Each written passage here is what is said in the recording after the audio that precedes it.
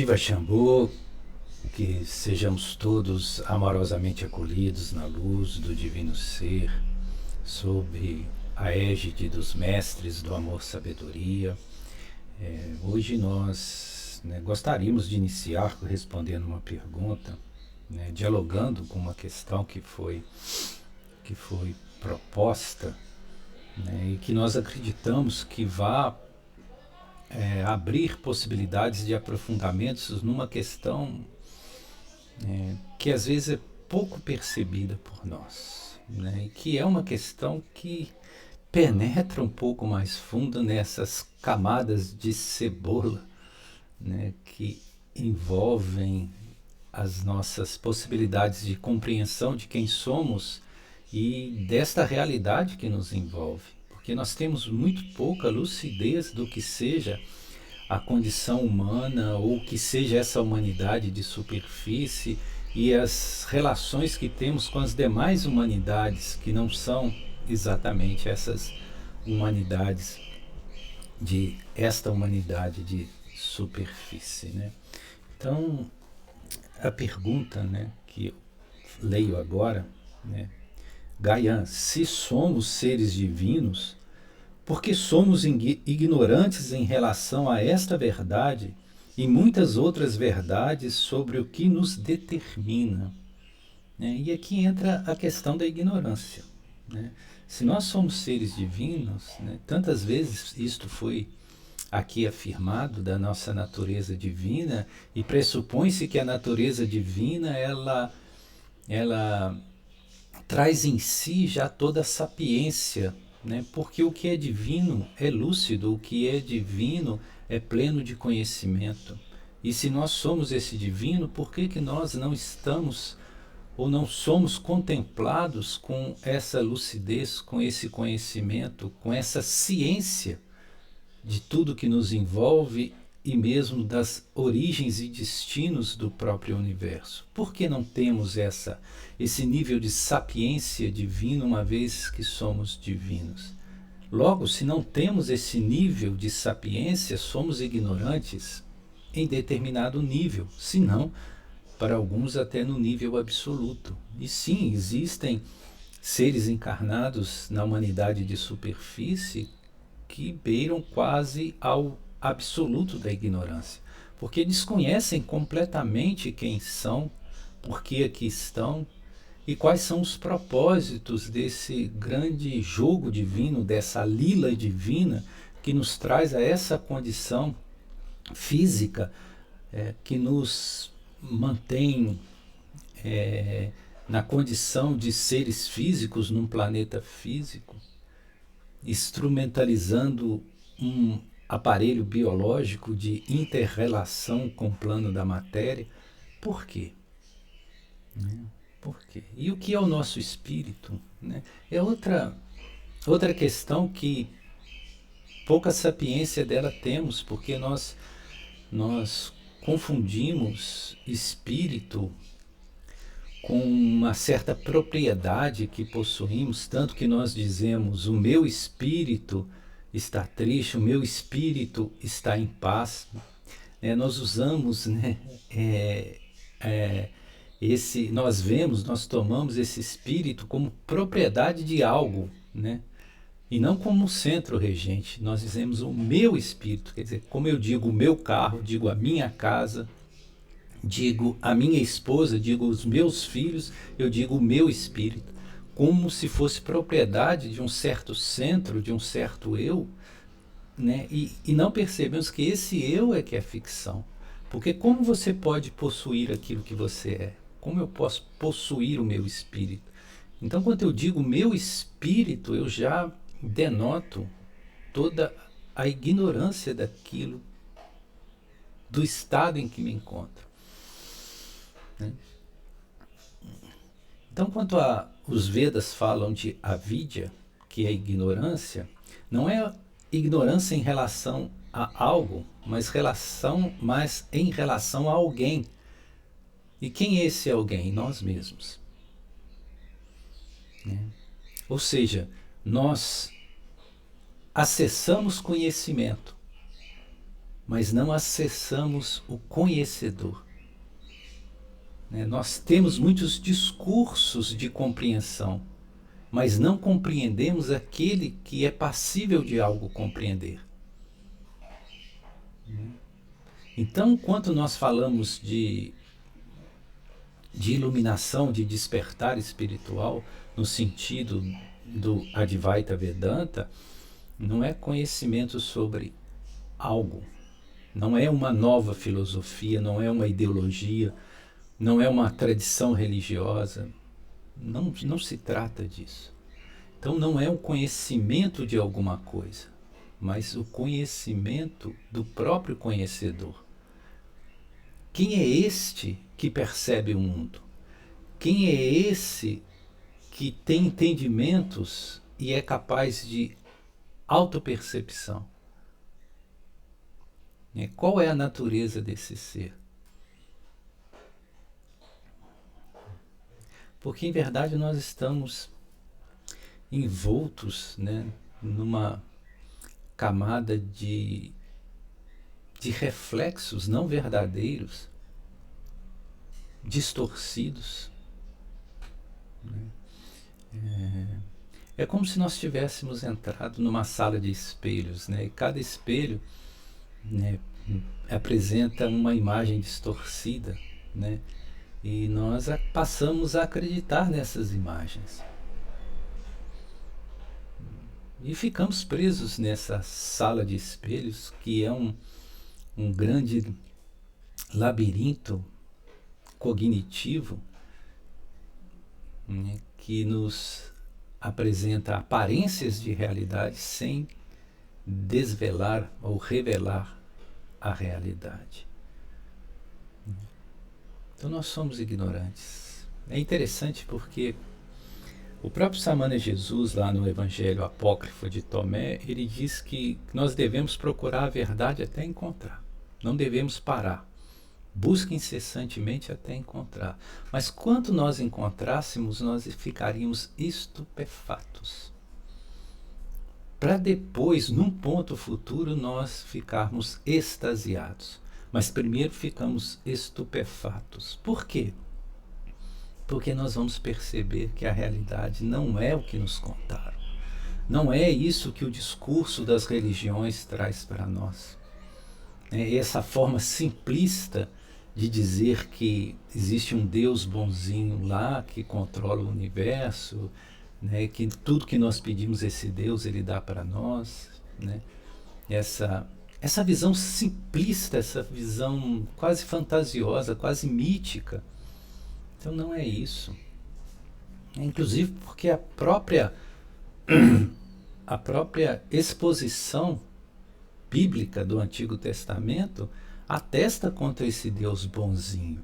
Porque ali o Deus que é colocado, Yahvé, é um Deus despótico que escolhe um povo, o povo eleito, o povo escolhido, e não se preocupa com os demais povos e permite que esse povo escolhido invada outras terras, mate as pessoas, não só as pessoas, mas que passe no fio da espada tudo que tem assopro, o que corresponde a mulheres, crianças, animais, ou seja, que cometa genocídios em nome de um plano que esse certo Deus tem e que quer que se cumpra. Então ele não seria um Deus de todos, mas apenas desse povo escolhido.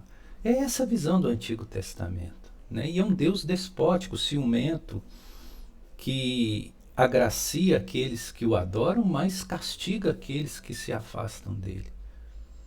E que põe a todos uma crença nele. Não permite que as pessoas tenham liberdade de expressão ou de crença que difiram dessa visão que ele quer impor. Veja, nós estamos tocando em pontos delicados. Para quê? Para compreender que, inclusive, Jesus, que é a essência crística, que é a própria Sofia, que é o conhecimento divino que se manifesta aqui, ele não tem a ver com esse Yahvé. Pelo contrário, ele vem, de certa forma, auxiliar esse Yahvé, né? Que é um Elohim formador de mundos e universos, que caiu dentro da própria criação e passa a se alimentar dos seus próprios fractais, né? Numa compulsividade criativa, né? Que vai cada vez criando mais monstrinhos. É complicado entender isso e nós não vamos entrar nesses detalhes, né? Então nós não temos ideia do que seja esse evento cósmico da vinda de um Cristo. Nós não sabemos, porque tudo que nós recebemos das tradições religiosas são historinhas adocicadas, quase que historinhas para crianças, né? Desse Jesus bonzinho. E ele era bonzinho mesmo, aliás, ele era muito mais do que bom. Ele era, né, ele era magnânimo e divino. Mas existem coisas aí que nós não compreendemos, que não nos foi contada, né? Então nós vivemos num estado de ignorância. Mas nós temos algo de extraordinário, eu digo da humanidade de superfície, né? Explicando que mesmo no planeta Terra, no projeto Terra, dentro do planeta Terra, existem várias humanidades. Nós somos a humanidade de superfície, mas temos humanidades intraterrenas, temos humanidades supraterrenas e temos também as humanidades extraterrenas que nos visitam, que estão aqui, umas nos auxiliando no nosso progresso, outras simplesmente nos tomando como experimento, né? Tentando pesquisar o nosso DNA, né? Ou seja, fazendo verdadeiras experiências genéticas. Aliás, somos nós, humanidade de superfície, fruto de experiências genéticas. Os geneticistas siderais estiveram aqui, né, modificando o nosso DNA para que nós pudéssemos dar esse salto de homens primatas primitivos a homens sapiens, a homens inteligentes, capazes de cognição. Esse é o elo perdido que a evolução darwiniana não consegue compreender, né? Então nós não temos também a menor noção do que seja a historicidade da humanidade, né? Essa história oficial não contempla fatos que não são revelados, né? Mas o próprio Samana Jesus disse: não há nada oculto que não venha a ser revelado. E talvez seja esse o grande momento de todas as revelações. E aqueles que estão se conectando com a sua essência luz, que é a própria projeção da sua mônada, né? Porque, em verdade, o espírito não está nesse corpo, né? Esse corpo é como um rádio que transmite uma frequência de uma estação distante. Por exemplo, quando nós ligamos o rádio, tem uma pessoa, um locutor falando no rádio, ouvimos o locutor. Nós não temos a ilusão de que a pessoa está presa dentro daquela caixinha preta que é o rádio, né? Nós temos noção de que aquilo é apenas uma transmissão. Mas quando se trata de nós temos a impressão de que nós estamos presos dentro dessa caixinha, desse rádio aqui que está transmitindo, na verdade, uma frequência, né, de um espírito, né, de uma essência muito mais elevada e que não é material, que não é esse corpo, que não está aqui, né? Nós apenas recebemos impulsos inteligentes que, inclusive, fazem com que o nosso cérebro seja operativo para que nossas funções de discernimento, de razão, análise, síntese seja operativa. Tanto que, quando nós descartamos esse corpo físico, esse estado de consciência não se perde. Logo, ele não tem a ver com o corpo físico, ele não tem a ver com a materialidade, ele não tem a ver com a estrutura do cérebro. O cérebro é apenas um instrumento para esse princípio inteligente, né? E esse princípio inteligente, com seus corpos físicos, E também os seus corpos sutis, aquilo que nós chamamos de quaternário inferior, que é o físico denso, o duplo etérico, o corpo astral e o corpo mental inferior. São corpos, são veículos. Né? Isso digo para mostrar a complexidade daquilo que somos e que não compreendemos.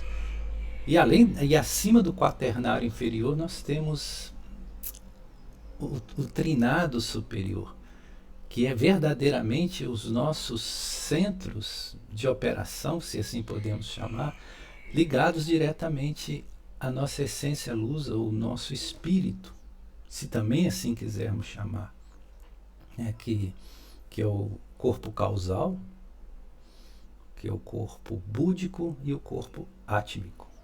Né? Mas que noção que nós temos disso? Quase nenhuma. No século XIX, quando a codificação espírita veio tentando trazer mais lucidez para a humanidade a respeito do que somos, né? Como não tinha como desdobrar tudo isso, chamou essa complexidade de perispírito, que é apenas um nome que foi cunhado pelo próprio professor Hippolyte Léon Denis Rivail, né, o Allan Kardec, para tentar, né, minimamente fazer compreender-se aquilo que era muito mais complexo, muito mais amplo. Né? Isso apenas para mostrar como nós somos inscientes em relação à nossa própria natureza. E aqui, nessa condição física, nós ficamos presos apenas à parte mais primitiva, se assim podemos dizer, a parte mais densa, né? Nos vendo como matéria e fazendo leitura apenas do mundo material. Por isso que somos iludidos, por isso que diz que nós estamos em maia, em ilusão. Então, por que, né, voltando à pergunta, por que se somos seres divinos, por que somos ignorantes em relação a esta verdade e muitas outras verdades sobre o que nos determina? É por isso que Samana Jesus disse que só a verdade liberta. Conhecereis a verdade e ela vos fará livres. Mas as pessoas acham que essa verdade é a verdade da religião, é a verdade do que está escrito na Bíblia.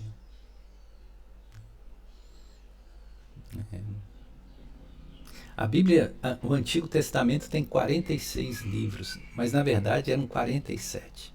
Um livro aí foi suprimido, que é justamente o livro de Enoque, que só veio a ser redescoberto, né, no ano de 47, quando houve o achado dos escritos do Mar Morto.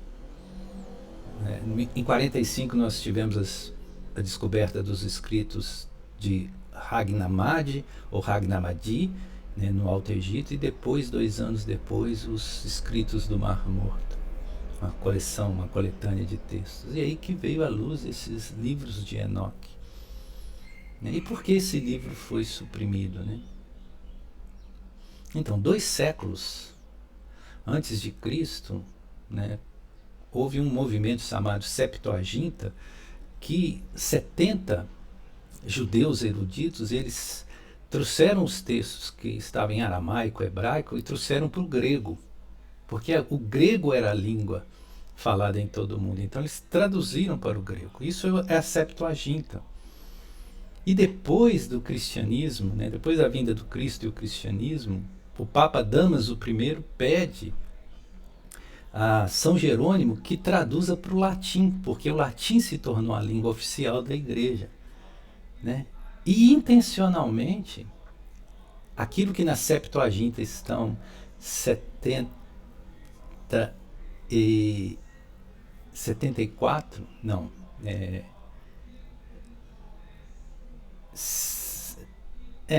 quer dizer, esse livro adicional que estava na Septuaginta, que é o livro de Enoque, ele já não aparece mais, né, na tradução de São Jerônimo para o latim. Né? E por quê? Porque esse livro traz revelações incômodas, né? Incômodas. Porque ele fala de visitantes que vieram de fora e se acasalaram com as filhas da terra e geraram seres híbridos, né? Ou seja, ele fala dessa experiência geneticista, dessas muitas humanidades que existem. Mas a visão do cristianismo que era imposta era uma visão geocêntrica, como existindo apenas a Terra como plano divino, apenas a humanidade de superfície da Terra, né? E que Deus existe apenas para esse grupo de humanoides que estão aqui na superfície. Então, lógico que um livro como esse não pode ser aceito, né?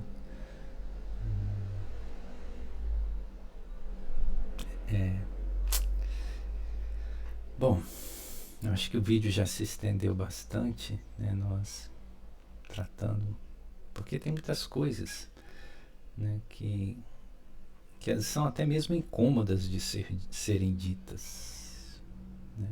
Mas o importante, o caminho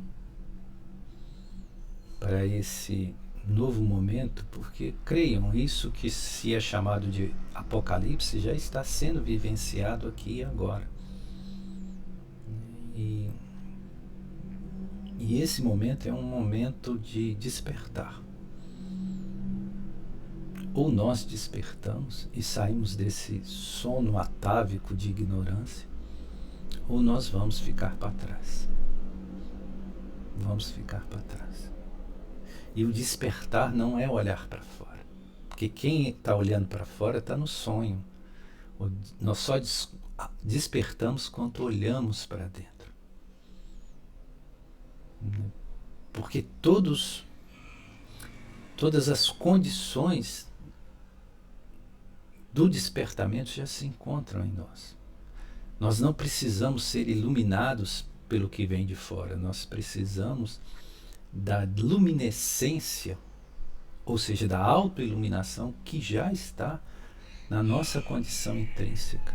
Quanto nós temos coragem de descartar tudo aquilo que nós pretensamente achamos que conhecemos, ou seja, quando nós nos permitimos ser como as criancinhas que são inocentes, que descartam o conhecimento. Por isso que Samana Jesus diz que aquele que não se assemelhar às criancinhas não entrará no reino. E é nesse sentido que ele está dizendo. Bom, Shiva Shambhu, hoje nós tivemos uma partilha um pouco diferente, com um pouco mais de contundência e tocando em pontos um pouco mais delicados. E por isso também um vídeo um pouco mais longo, né? Então, que nós possamos, a partir dos impulsos de todas as hierarquias celestes, promover esse despertamento que vai nos tirar desse labirinto do jogo existencial e nos elevar a uma condição de espíritos libertos, né? Que é liberto pela verdade, que é liberto pela autoconsciência, em pura radiância divina. Shiva Shambhu.